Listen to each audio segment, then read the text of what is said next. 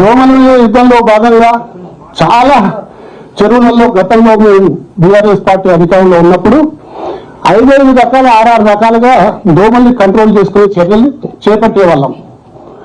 మొదటిది oil balls వదిలిపెట్టేవాళ్ళం. Oil balls తోటి larva అంతా చచ్చిపోతుంది, లార్వా స్ప్రెడ్ కాదు, తద్వారా దోమల నియంత్రణ తగ్గేది. రెండవది మాన్యువల్ భుజానికి ఈపుకు దోమల స్ప్రేయింగ్ డబ్బా మనం కట్టుకొని దాన్ని 15 మీటర్ల దాకా పోతుంది. ఈ 15 మీటర్లు స్ప్రేయింగ్ చేసేవాళ్ళం. స్ప్రే చేస్తే లార్వా డెవలప్ కాకుండా ఉంది. కానీ మధ్య చెరువు దాకా మందు రీచ్ కాకపోతుంది. దాని తర్వాత డ్రోన్ ద్వారా మరి మధ్య చెరువులో కొట్టేవాళ్ళం. ఆ డ్రోన్ ద్వారా కొట్టడం వల్ల కంప్లీట్ గా లార్వా చచ్చిపోయేది. దాని తర్వాత మళ్ళీ గంబూజియా చేపలని చెప్పేసి చేపలను నీళ్ళల్లో వదిలేవాళ్ళం.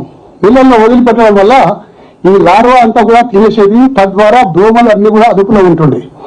ఈ ప్రభుత్వం సంపూర్ణంగా విఫలమైపోయింది. ఏ చర్యలు తీసుకుంటలేదు.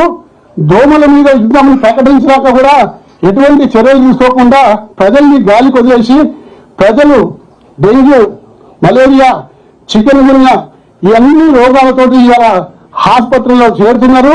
తద్వారా లక్షల రూపాయల ఖర్చులు పేదవానికి మరి మధ్యతరగతి కుటుంబానికి భారం అవుతుంది. కనీసం దోమల్లోనే అరికట్టమని చెప్పేసి ఈ ప్రభుత్వాన్ని కోరుతా ఉన్నాను.